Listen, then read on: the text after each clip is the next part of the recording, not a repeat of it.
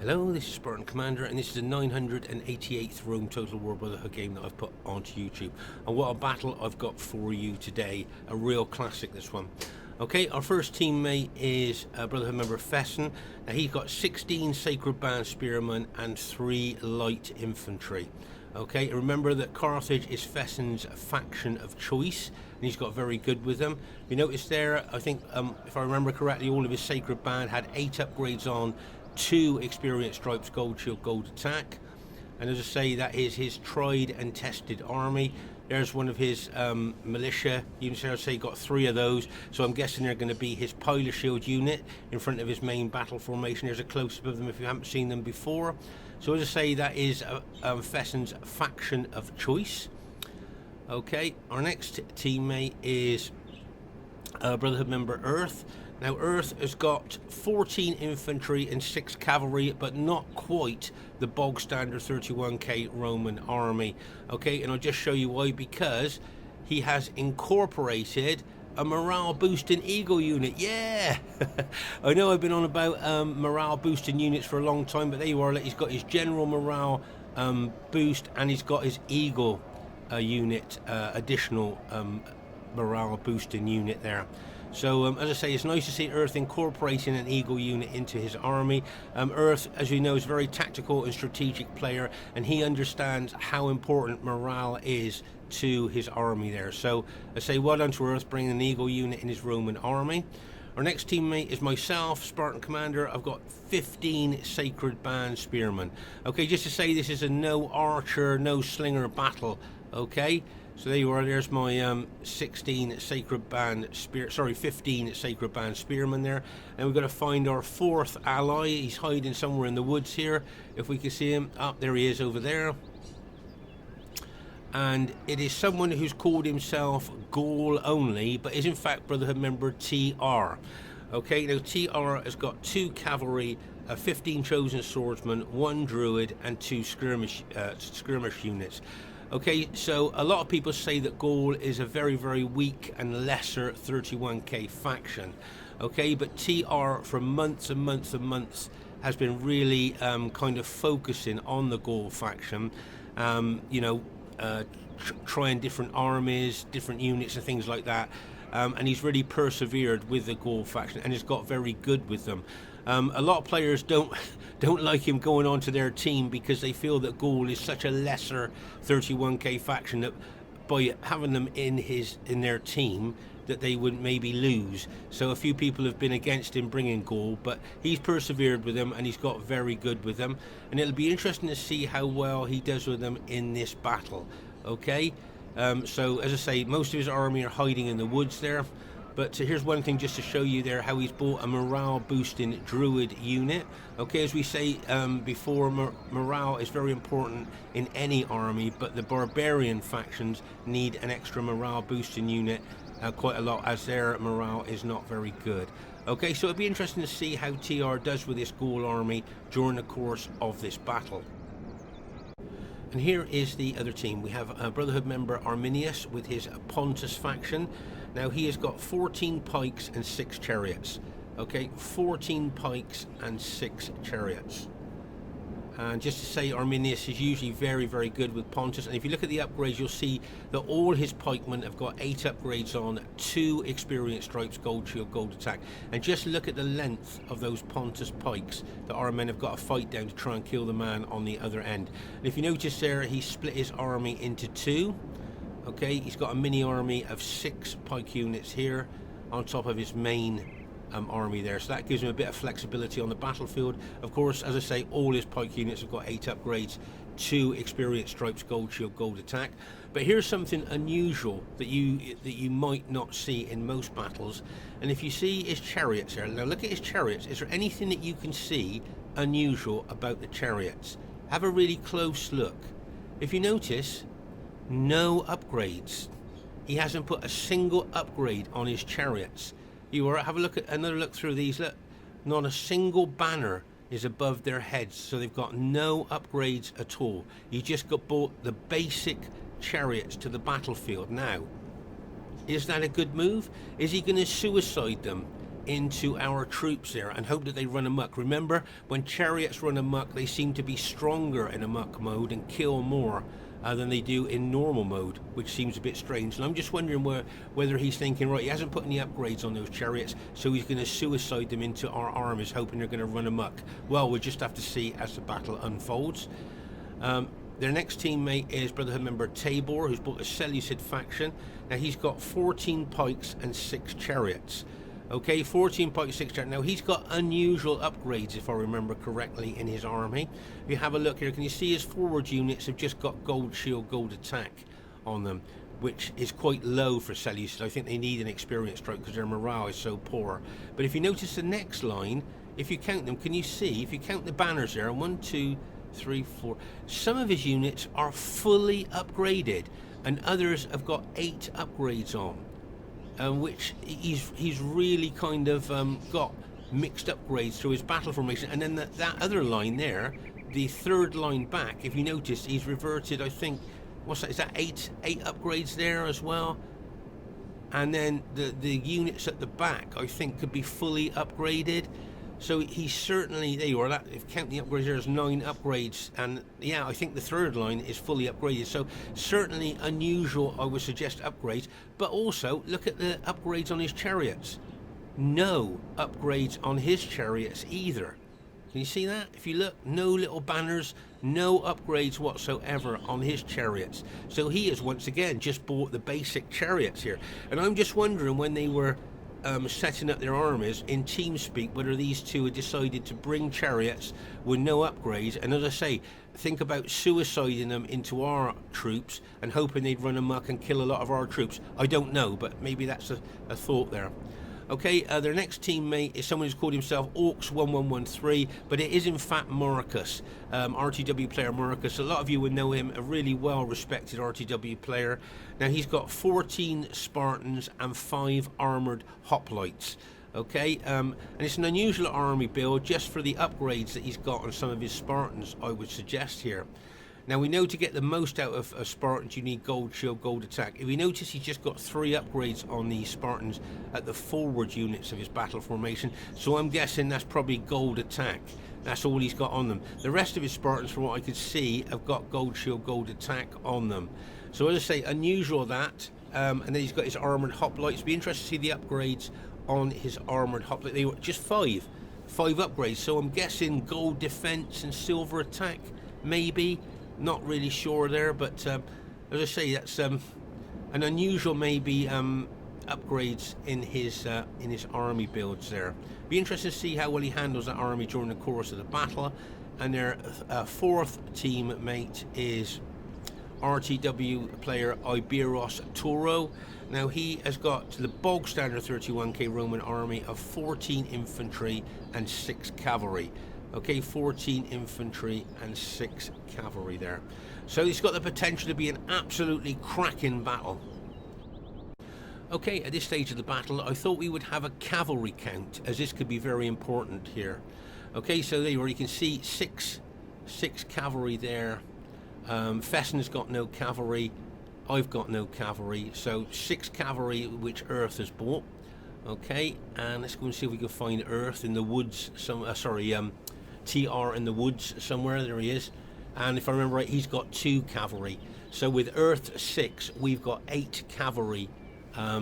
That's the maximum cavalry we've got in our army.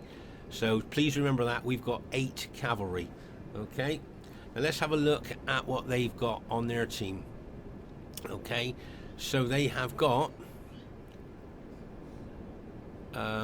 6 Pontic chariots, so there's 6 there. Okay, and then we've got another 6 chariots. Think of the fear factor, right? So there's another 6, so that's 12 chariots so far. Think of the fear factor that those chariots are going to bring to our armies. Obviously Markus has got no cavalry, and Touro here, he's got 6 cavalry as well. Okay, so they've got a mixture of 18 chariots and cavalry. 12 chariots and 6 cavalry is what they've got. Okay, against our 8 cavalry. So straight away you can see that they've got a massive chariot and cavalry advantage over our team. Now, later on in the battle, that may be very, very important. Okay, that's why I've done a count here, just to give you a heads up that with the advantage that they've got with all that fear factor, could be very important. Okay, at this stage of the battle, I thought we'd show you some interesting battle formations here. Now, this is Fesen's battle formation. Now, remember that Carthage is his faction of choice. He's got a very sophisticated and modern battle formation here. Can you see how he puts his town militia as pilot shield units there to soak up enemy Roman pilers? That's a nice move there. But if you look at the actual battle formation itself there, can you see if anybody comes around the side, he's got a unit to protect the flank there, and these other units can be brought in if necessary, if there's a very heavy attack. If enemy cavalry or infantry gets in behind, of course these units in behind can turn to face the enemy there. Okay, as I say, a very sophisticated and modern, well thought out battle formation. There's the other flank once again. So as I say, that is what I call a modern 2025 Carthage battle formation there. You know, very well thought out. So well done to Fesen there, and that's through trial and error he's got that battle formation. Then we're going to have a look at Earth's Roman formation here. Look at that. Look how he's got a nice wide spread out Roman battle formation there. Very, I would suggest, very modern, yeah, very efficient, very effective there. And so it's nice to see that. And also there's his Eagle unit and General unit at the back of his battle formation, look, keeping them out of the fray for as long as possible, but giving morale to his troops. So there's two modern battle formations. Now I'm going to take you back to 2007, 2008, when this battle formation was first formed by myself. The bog standard, what we call block formation. Okay, no sophistication, nothing special, just the bog standard block formation there. You know, from 2007, 2008, and it is just a very basic battle formation there, but it's got its own strengths. As you know, as we see in the battle ahead of us here, you'll see that this old-fashioned, old-school battle formation that might be, I don't know, 17 or 18 years old, it's got some built-in strengths there that might not be, you know, that you can see on the surface there. So it'd be interesting to see how well this old battle formation does in amongst these modern, sophisticated, well thought out and efficient battle formations. Okay, just to say at this time here you can see that our Gaul ally TR is just bringing his Gaulish army out. Now there was a few eyebrows raised here because, as you can see, the enemy team have got Pontus, Seleucid pikes and Spartan spears there. And as we know, barbarian troops die quite quickly on pikes and spears. So when everybody saw that Gaul was brought to the battlefield, as I say, there was a few eyebrows raised there. But as I say, TR has got very good with the Gaul faction, so it'll be interesting to see how well he does with them during the course of the battle. Okay, you'll see here that Fesen and myself are forming up side by side here. And you can see that the purple SBQR troops of Earth are forming up with us as well. And you'll see the enemy pikes and spearmen moving towards us here. And as I say, this battle has got a potential to be an absolute epic battle. And it's one of the smallest battlefields. You'll see what I mean. It's one of the smallest battlefields that you'll see a 4v4 fought on as well. And as I say, as the battle unfolds, you'll see what I mean. But as I say, there was a few eyebrows raised when TR bought Gaul, facing 2 pike and a spear army there. As we know, as I say, barbarian troops die quite quickly on pikes and spears. So should we say that bringing a barbarian faction was maybe, in some people's eyes, a little bit controversial. Should be interesting to see what happens. Okay, at this very, very early stage of the battle, you'll notice we're moving forward now. Just to explain that because we've got a lot of 121-man units in this battle, you'll notice there is a bit of lag early on in the battle there. Can you see the units are moving a little bit in a laggy way there? And that's because there's, as I say, the big 121-man unit. Some people's computers find it difficult to run. Just to show you here, can you see that Markus has split his Spartan and hoplite army into 3 mini armies there? Okay, Now, by splitting his army into kind of three, that certainly does give him a lot of flexibility with his Greek cities faction there. Okay, obviously he's got his main army there, but the other two armies can be quite effective and powerful as well. So nice use of the armies there.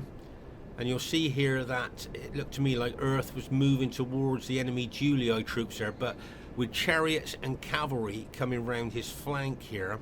Now we know that Earth is a very tactical and strategic player, so I think seeing the threat on his flank, it wouldn't surprise me if he moved his army over towards his ally rather than press and attack. I think his instinct, you know, his attacking instincts would be to attack, but I think his tactical instincts will be to pull his army back behind his Carthage allies there. And just to show you here that sneaky Arminius here has put his chariots in the woods, hoping that we would not see them, but he's got them in the woods there, ready to smash into our flank or into our rear during the course of the battle. Okay, so if you notice here, gradually the enemy are encircling us. Can you see with the cavalry and chariots from that flank and chariots from this flank here, you know, are they looking to smash into our Gaul ally there maybe, or into Earth's army there? As I say, Earth's natural attacking instincts will be there, but I'm pretty sure his tactical and strategic instincts will probably make him move his army over towards his allies rather than try and press and attack with the enemy coming round his flank. You'll see here that Fesen is moving his Carthaginians forward. Remember that Fesen's faction of choice is Carthage. He's got very good with them, and he can be very, very aggressive with Carthage. You'll see here that I'm looking to face the Pontic army there of Arminius. And if you notice there, he split, as we looked at earlier, he split his army into two. And as I said here, can you see the enemy troops getting in behind us? So they're kind of, if you like, they're gradually encircling us here. With that, with you know, one of the mini Greek armies coming round on our flank as well. And as I said, with Arminius, his chariots there that he's hoping we don't notice because he got them in the woods, but yes, we have noticed them. And here you'll see that I'm moving over. I want to stay on Fesen's flank there to stop any pike attacks coming in on his flank if and when he decides to attack there. Okay, so as I say, you can see Fesen and myself have got quite strong defensive armies there that we can turn into attack if we want to. So that's why I'm thinking maybe our Gaul ally and our SBQ ally will pull in behind us with their armies there. Just a thought there. Okay, but as I say, with the enemy getting in behind us on our flank there, as I say, kind of almost encircling us here. As I say, TR and Earth, I think it would be a good tactical decision to come in behind Fesen and myself and maybe watch the rear of our units there if and when we decide to attack.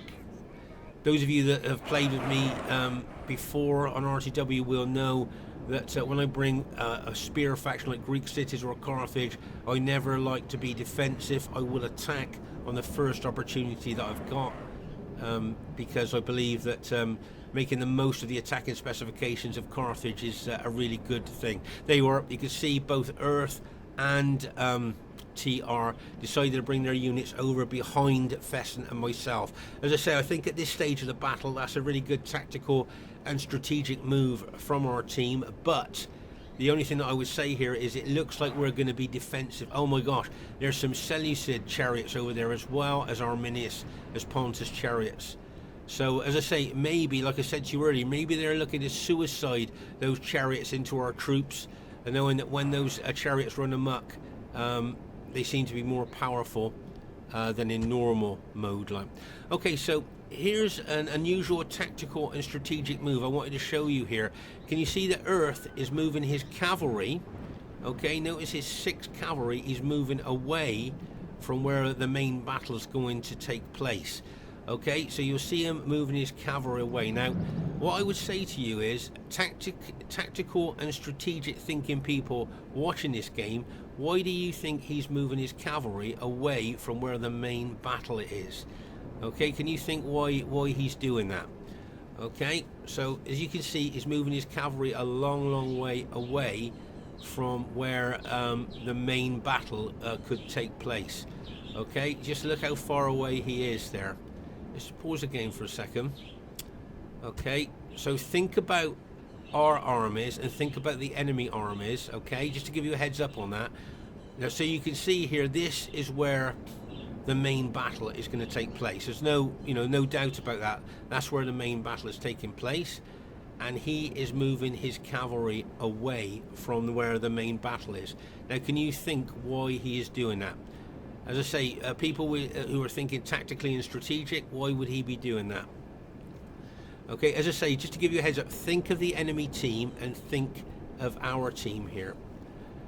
Okay, so he knows that on RTW, the cavalry are most powerful and most effective out in the open, where they can strike at any target, and have got the the big open ground to kind of flow round, if you see what I mean, with his cavalry. Okay, but remember, cavalry is not really any good at defending, and it looks to me like you can see our armies are going into defense mode, and with all those chariots that will chop up cavalry, you can see now why he's decided to move his cavalry out of where the main battle is going to take place, because he knows that he can do more damage with his cavalry out in the open than he can by having them the cavalry in a defensive position, which they're, to be honest with you, they're not very effective in a defensive mode. So that's why tactically and strategically he's moving his cavalry away from where the real grinding battle is going to be, but hopefully he'll be able to bring his cavalry in and make the most of their effectiveness by striking into the rear of engaged enemy troops. Okay, here you'll see that Touro's being very aggressive there, attacking the forward units of Fesen's Carthaginians, but you'll see also Fesen being very aggressive and moving his Carthaginians forward as well, actually pushing back Touro's Julii infantry there.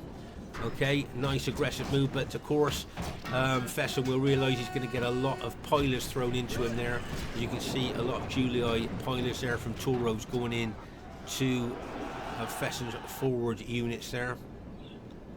So he would have suffered quite a few casualties there from the pilot strike of Touro's infantry. Okay, but you can see here that the more the battle goes on, you can see that we have gone into kind of, if you look, quite defensive mode here. And of course, when a team goes into a defensive mode, it hands its the initiative to the enemy troops. And this is a nice bit of support here with TR using his Gaulish chosen swordsman to support the Carthaginians of Fesen there. Great bit of support there by a TR there, as I say, with his Gaulish chosen swordsman that were very well upgraded. I think they had 8 upgrades on, if I'm not mistaken. Okay, but here you can see the enemy coming around the rear there. There's a mini Greek city's army escorted by chariots and cavalry coming around our flank to get in behind us. And as I say, Earth here will probably be looking to set up some defense in behind our troops there. Okay, now if you notice here, can you see how his cavalry is very, very spread out? He hasn't got them in a tight group. Once again, he's looking for flexibility for his cavalry to attack. Can you see here with the way that he's got his cavalry, he can come in at different angles, smashing into the rear of enemy troops from all those different angles, as I said. So that's why he hasn't got his cavalry in a close, tight group there. Be interesting to see how well he can use them, bearing in mind that the enemy have got 3 anti-cavalry pike and spear factions here. You can see Tabor moving his well-upgraded Seleucid pikemen towards us there. And as I say, you'll see here the enemy have, if you like, properly got in behind us here. And all we're going to do is form up a defensive battle formation. And as I say, once you start doing that, as I said earlier, you kind of hand the initiative to the enemy team. We can only react to them. We can only kind of dance to their tune. So going into a defensive battle formation is something that's not ideal, but sometimes in battle you have to do that. And as I say, the initiative now is with the enemy, and they can strike wherever they want, and we have to react to that. Okay, I just show you here a nice move here by Earth. Look, he's got his units facing rear to cover any chariot or cavalry attack coming in to the rear of our units. So nice tactical setup there by Earth. Remember, there's a heck of a lot of chariots and cavalry there, I think, ready to smash into our troops if they get a chance. But as you can see there, Earth has blocked that.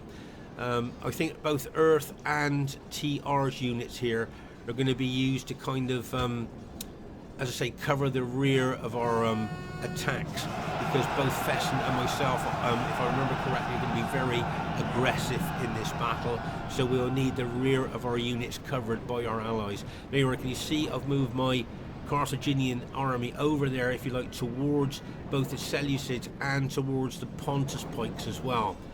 There, you can see a couple of Seleucid pike units there moving in towards Fesen's units. Okay, so as I say here, and I just want to show you a really good tactical move here once again by Earth. Can you see that he's got his general and his eagle unit there? Now, can you think why he's got them there? Okay, newer players to Rome Tour, can you think why he's got his eagle and general unit there?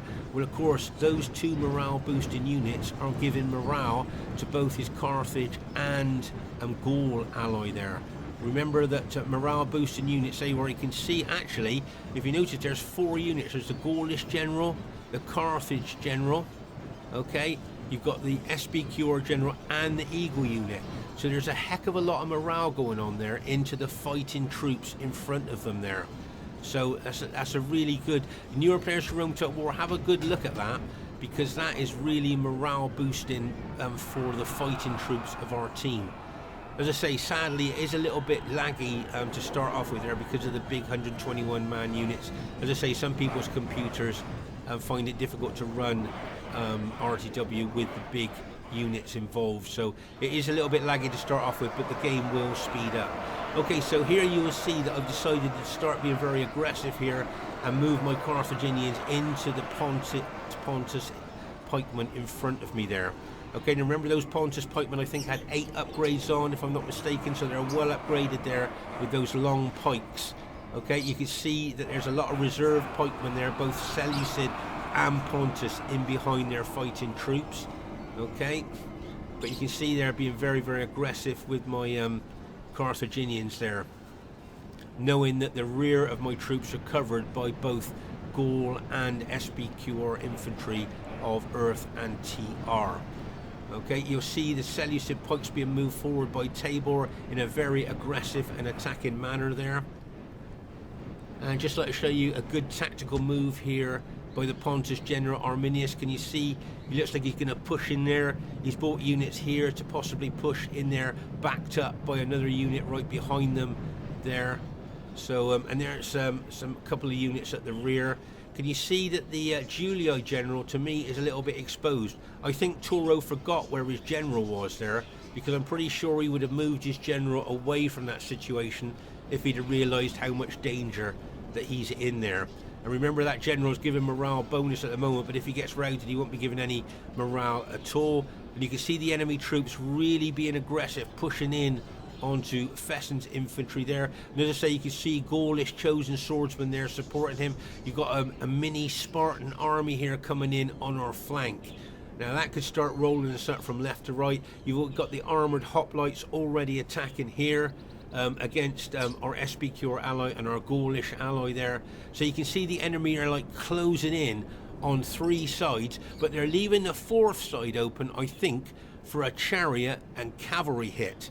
Okay, imagine that, a massive chariot and cavalry hit smashing in to the rear of our troops while they're pressing in from the other 3 sides. Okay, that would be a really good, a good tactical, strategic attacking move by the enemy team.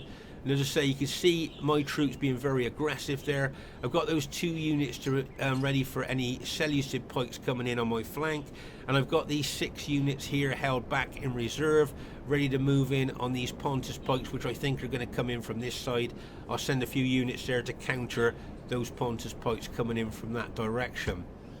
Okay, so as I say, the enemy team being extremely aggressive with their pike and spear factions, and Touro with his Julii infantry. Uh-oh, there's a cavalry attack going in there. Look at him, bang! As that Julii cavalry smashes in there, backed up by Seleucid chariots coming in there as well. Look at him, bang! As they smash in there. Then the next unit's going in, and bang! bang, and he smashes in there as well. But remember, those chariots have got no upgrades on as well, at all, there. So, but you can see here that Earth and TR's chosen swordsmen there are holding our rear really well against that attack there. Now, it wasn't the mass attack I was expecting. I was expecting to see all 12 chariots and the 6 cavalry all charge in at once.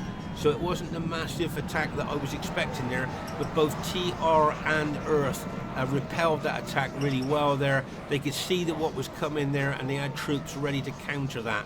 So well done to TR and Earth there at repelling that attack coming in behind us. But as you can see now, we're being squeezed on 3 sides. Okay, they're coming in the front, from the right flank and the left flank there. There's Touro's general has now been routed, so that's good news for us. Took away his morale giving abilities there.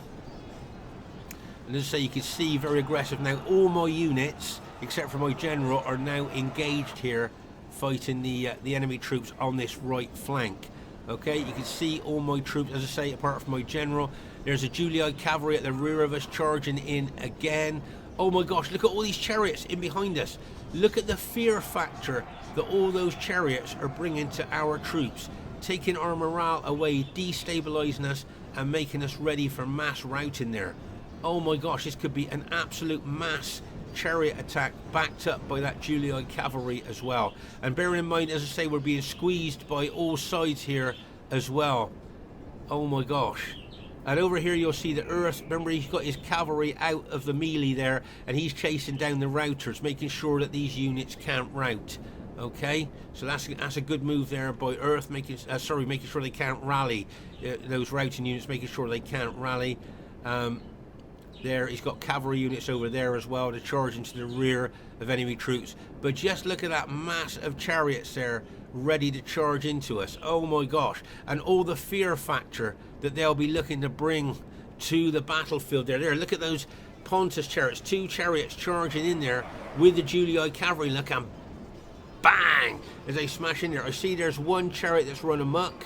There, you can see the red banner flash in there. But just look at those Pontic chariot units there. Look at the penetration that they're doing. Plus that Julii cavalry smashed in there as well. Oh my gosh. And you can see Earth using his cavalry charging in there, but he's mistimed that. Those 2 cavalry units there were intercepted by that Julii cavalry, and both those SPQR cavalry units of Earth have been routed there. But I'm guessing they're going to rally. But here comes some more chariots there looking to come in there. There you can see there the chariots are ready to charge in. I think they might be a bit hesitant because of that amok chariot, because that amok chariot will kill their chariots as well. But there's a Seleucid chariots going in there, like, and bang, smashes into TR's chosen swordsman. But the chosen swordsman, as well as the SPQR infantry, are holding firm against that massive chariot attack there. Oh my gosh.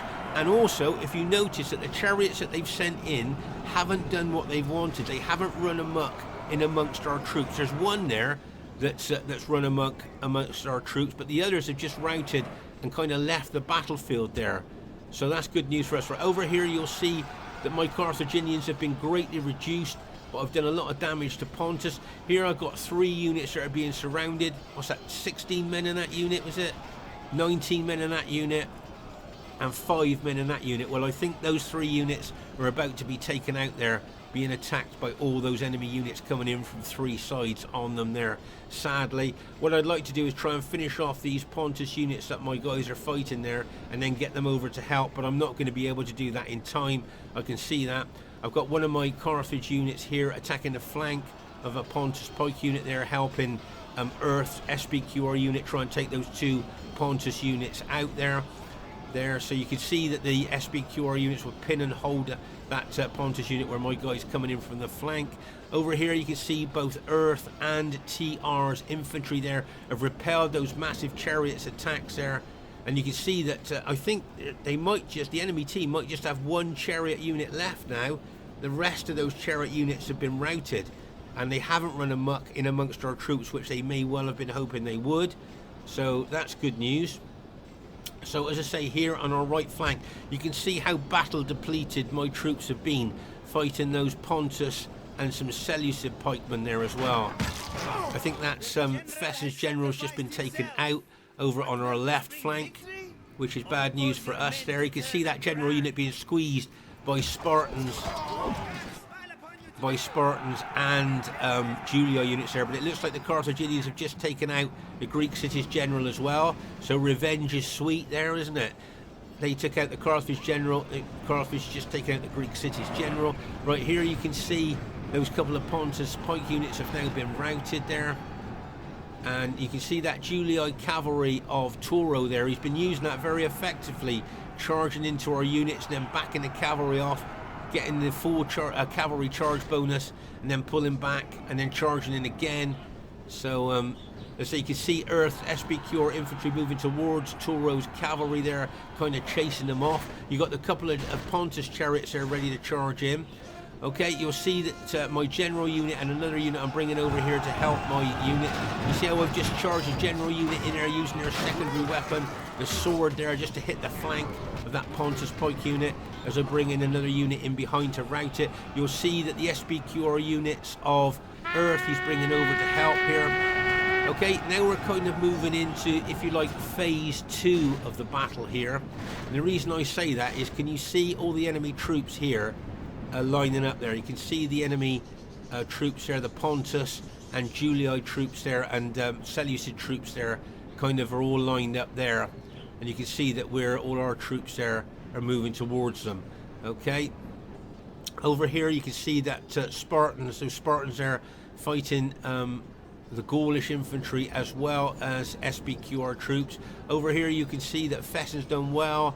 There he's routed a lot of Greek city units there with his faction of choice, and you can see here that Earth has been smashing into the back of enemy troops there with his cavalry, using them extremely tactically. There he's got a couple of cavalry units out there that he may well bring in later on in the battle. Okay, but it's kind of phase 2 of the battle here now. As I say, you can see all the enemy troops forming up there. You can see that we're forming up, but I'm not going to have a rest or anything like that. What I want to do is keep attacking there. You'll see my Carthaginians there moving towards the Pontus pikes. What I'd like to do, obviously, is take out the Pontus general. You can see that Pontus general unit there that I'm heading towards with what's left of my army there, where I've got 4 Carthaginian units left. That's all I've got left there. There you are. You can see I'm trying to make inroads down those long pikes of Pontus there to try and kill that Pontus general if I can. And you can see Earth bringing some of his SBQR troops over here. Oh my gosh, can you see that Chariot unit going to come in behind my tired, engaged troops there? That Chariot unit's going to smash into us there. Watch the impact. Watch the impact here. And bang! As that Chariot unit smashes into the rear of our troops there. Oh my gosh. What an impact that was, and the fear factor that Chariot has brought. But here you can see Earth has charged into that Chariot unit with his cavalry and infantry units there. So I think that Chariot unit is going to be routed, or I think it was completely taken out there. It just disappeared there. The banner just disappeared, which means the unit was taken out.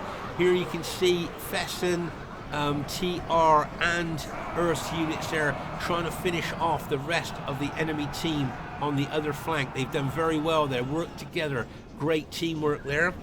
Okay, so here you can see there's Pontus and Seleucid pikes that I'm fighting here. As I say, I'm trying to kill that general there. I'm trying to kill that Pontus general, but I've got a feeling that the Pontus general is going to be pulled out the fray. There you are. He's being pulled out the fray there because obviously they don't want to lose a general morale bonus.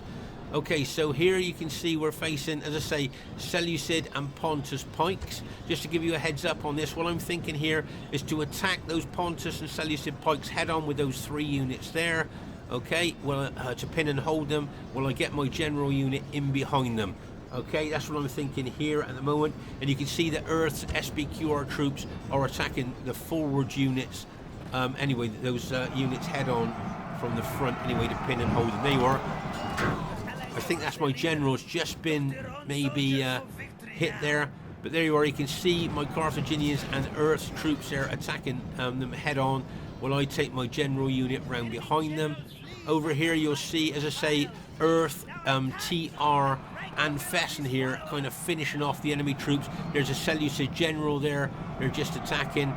But here you can see my troops. Oh, here comes a cavalry unit of Earth's Going to smash in there in wide formation, look, and bang! And routs that Seleucid and Pontic unit on impact. Great hit there. I managed to put my spears up in time, so I didn't damage any of his cavalry.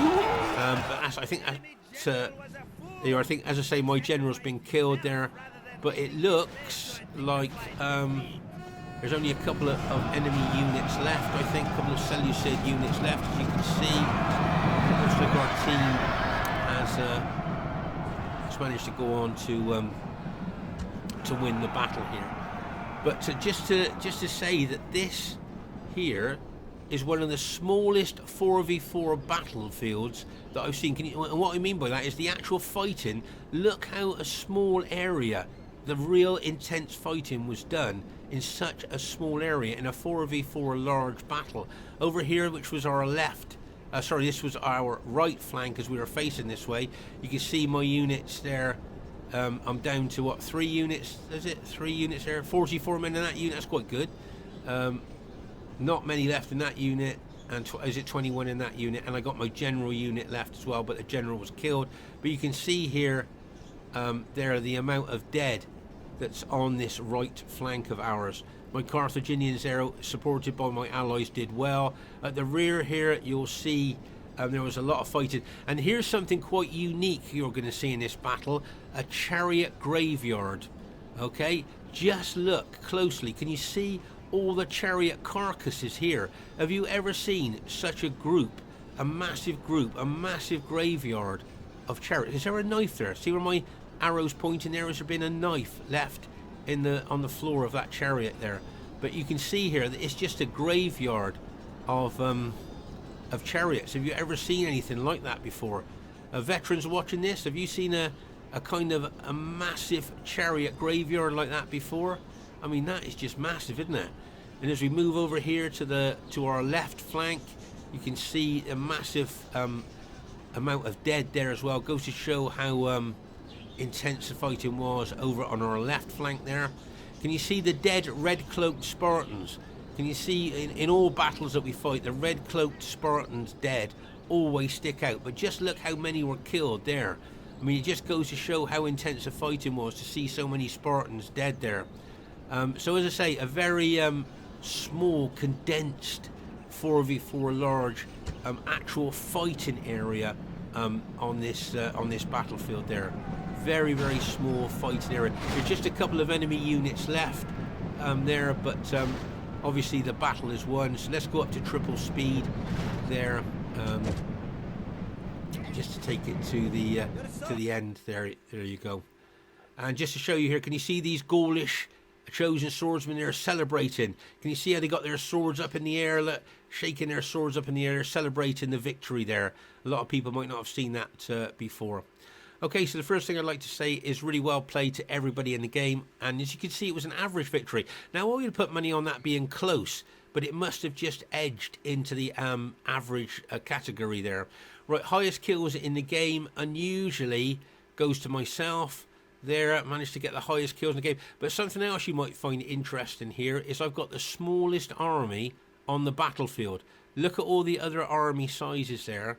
So I've got the smallest army on the battlefield, but managed to get the highest kills. So I'm very pleased with that. You know, I am very pleased with that. Being aggressive with Carthage can really pay off. Well done to Arminius there. Got over 1,000 kills. So well done to him there with his Pontus army. Well done to Tabor. He got over 1,000 kills. Well done to him with his Seleucid army there. Well done to Markus with his Greek cities army there.